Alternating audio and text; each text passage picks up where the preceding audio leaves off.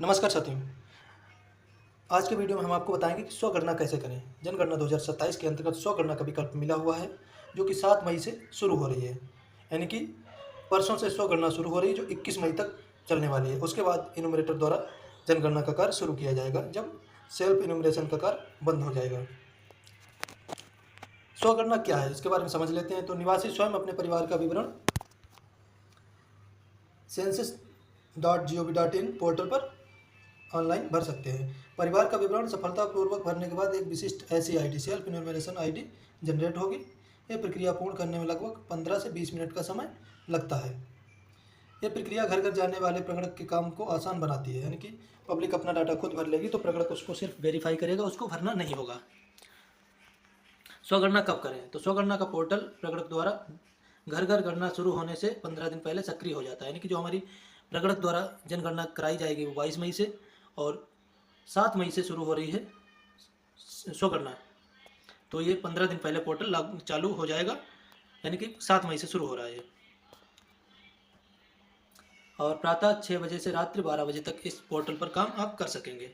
स्वगणना की प्रक्रिया क्या रहेगी? उपकरण क्या क्या हो सकते हैं? यद्यपि स्वगणना मोबाइल पर भी किया जा सकता है, परंतु बेहतर से दृश्यता और मैप मार्किंग के लिए लैपटॉप डेस्कटॉप का उपयोग करना अनुशंसित है। आप मोबाइल पे कर सकते हैं, लैपटॉप डेस्कटॉप आपके पास है तो उस पर और बेहतर तरीके से आप कर सकते हैं। स्टेप 1 क्या करेंगे कि http.census.gov.in इतना ना करें तो आप CMMS सर्च करेंगे तो ये वेबसाइट आपके सामने आ जाएगी।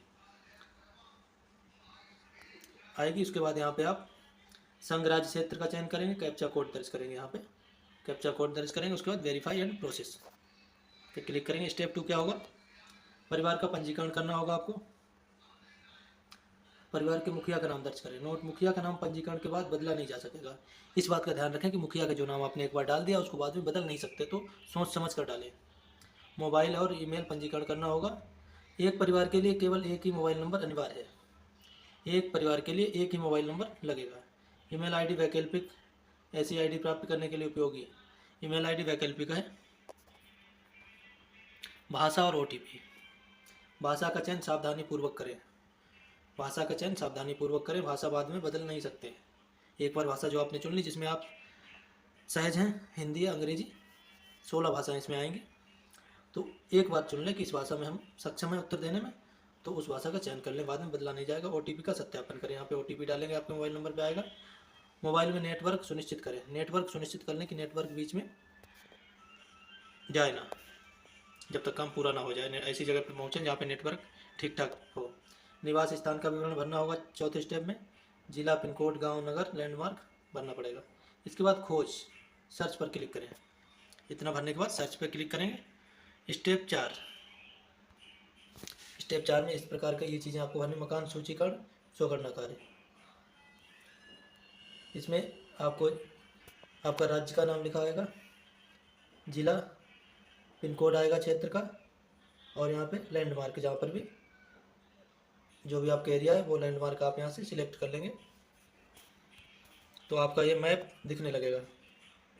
आपका जो गांव है जहाँ पर भी वो मैप आपको दिखेगा। मानचित्र पर चिन्हांकन, मैपिंग करें।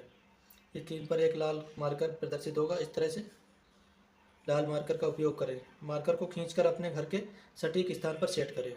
इस तरह से आपका जो एरिया दिखेगा, आपका घर दिखेगा, तो लाल मार्कर को अपने घर के ऊपर सेट करके खींचकर सेट कर दें। ये डेटा सही ब्लॉक आवंटन के लिए अनिवार्य है। मानचित्र का महत्व क्या होगा इसमें? ये प्रगणक को आपके घर तक पहुंचने में मदद करेगा। तो प्रगणक जब अपने पोर्टल पर देखेगा तो आपका घर ठीक से वहाँ पर प्रदर्शित होगा, आपके घर तक उसको पहुंचने में मदद करेगा। प्रश्नावली पूर्ण करना। अब प्रश्नावली इसमें आएगी। सभी जानकारी प्रगणक द्वारा ली जाने वाली प्रश्नावली के समान है। टूल टिप्स और FAQs की सहायता लें। इस तरह से प्रश्नावली को पढ़ते जाएं और जो भी आपके यहाँ सुविधाएं हैं उनको क्लिक करते जाएं। स्टेप 7 क्या होगा? डेटा समीक्षा। जब पूरा सब कुछ भर लें उसके बाद डेटा समीक्षा, पूर्वावलोकन करें, माध्यम से जानकारी को जांचें। इस चरण पर बदलाव संभव है। अभी तक जानकारी को जांच लें, अगर कुछ बदलना है तो बदल सकते हैं। ड्राफ्ट के रूप में सहेजना। आप डेटा को ड्राफ्ट में सेव कर सकते हैं और बाद में पूरा कर सकते हैं। ड्राफ्ट के रूप में सहेज सकते हैं, बाद में उसको पूरा कर सकते हैं। भवन संख्या और परिवार क्रमांक प्रगणक द्वारा मौके पर दर्ज किए जाएंगे। भवन संख्या वगैरह आप दर्ज नहीं कर सकते, बाकी आपसे जो जानकारी मांगी जाए वो आप दर्ज करेंगे उसमें। कुछ गलत हो गया संशोधन के लिए यहाँ पे वापस जाएंगे, ड्राफ्ट में सेव रखने के लिए इस पर क्लिक करेंगे और पुष्टि करने के लिए, सबमिट करने के लिए यहाँ पे क्लिक करें। सबमिट करने के बाद आप कुछ भी चेंज नहीं कर पाएंगे। डेटा लॉक करना, पुष्टि करें और सबमिट करें पर क्लिक करें। सबमिट करने के बाद बदलाव संभव नहीं है। SCID प्राप्त करना, जब भी आप सबमिट कर देंगे डाटा तो आपको 11 अंकों की H से शुरू होने वाली SCID प्राप्त हो जाएगी, सेल्फ इन्यूमरेशन ID। ये SMS और ईमेल पर भी प्राप्त करें।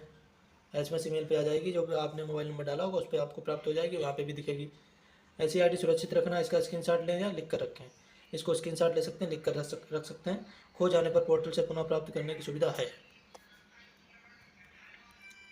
अब स्टेप 9 में क्या होगा, क्षेत्रीय सत्यापन। जब प्रगणक आपके घर आए तो उन्हें अपनी SCID दिखाएं।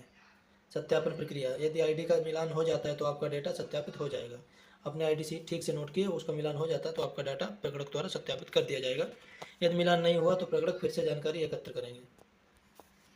सारांश क्या इसका है, स्वगणना सुविधाजनक है, सही जानकारी और सही लोकेशन मार्किंग सबसे जरूरी है। जनगणना राष्ट्र के विकास का आधार है, इसमें अपनी भागीदारी सुनिश्चित करें। तो सभी का कर्तव्य है कि स्वगणना का जो विकल्प मिला उसका ज़्यादा से ज़्यादा प्रयोग करें। और हमारी जो जनगणना उसका आदर्श वाक्य है, जनगणना से जन कल्याण। आशा करता हूँ आपको समझ आया होगा। धन्यवाद।